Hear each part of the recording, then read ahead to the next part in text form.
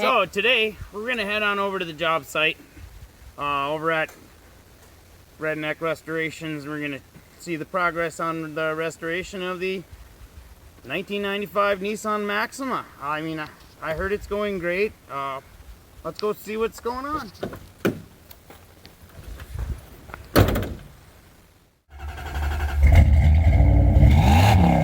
My buddy the other day, and my truck broke down.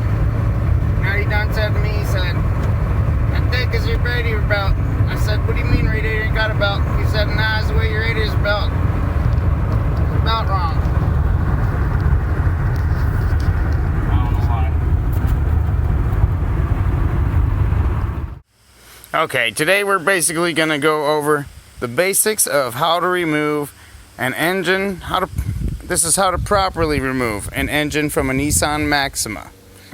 As you can see, I've got it properly connected to the hoist.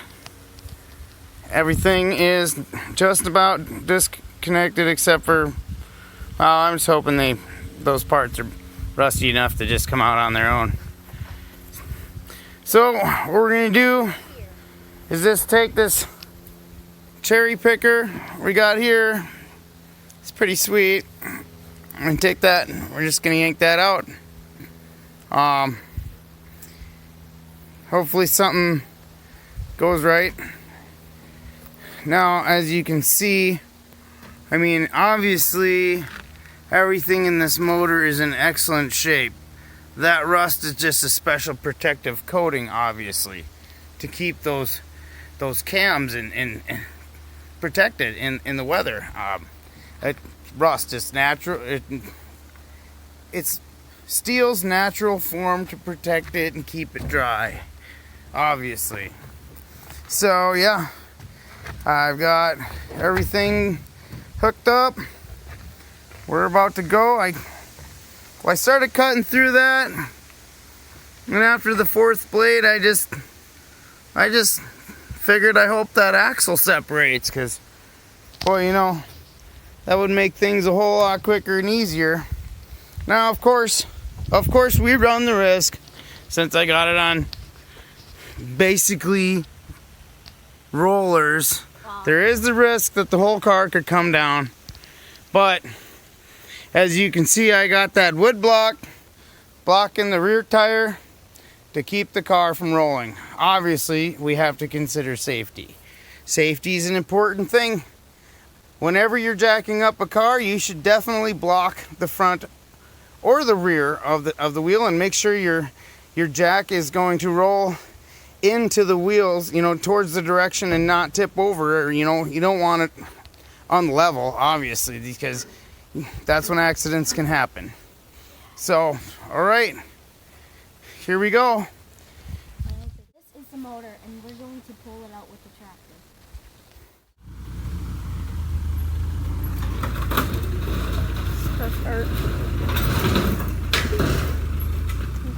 Amazing job. Well, there you have it.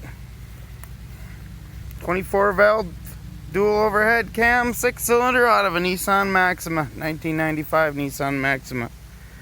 Of course, you know, you got your starter there. There's your head, your cams. No, I was just making some mechanic humor. Actually, rust like that is a terrible thing.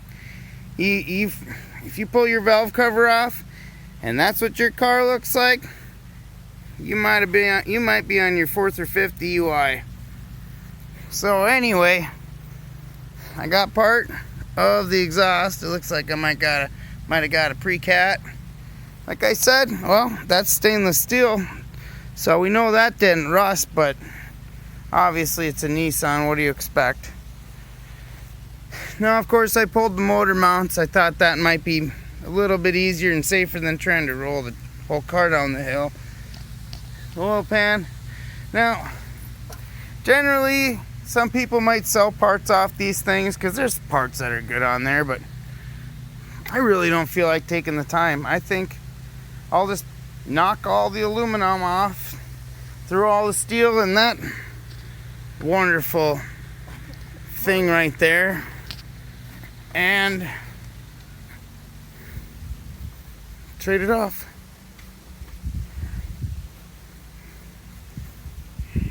By the way, if anybody's looking for a Nissan Maxima, I got a scratch or dent sale going on right now on a nice white one.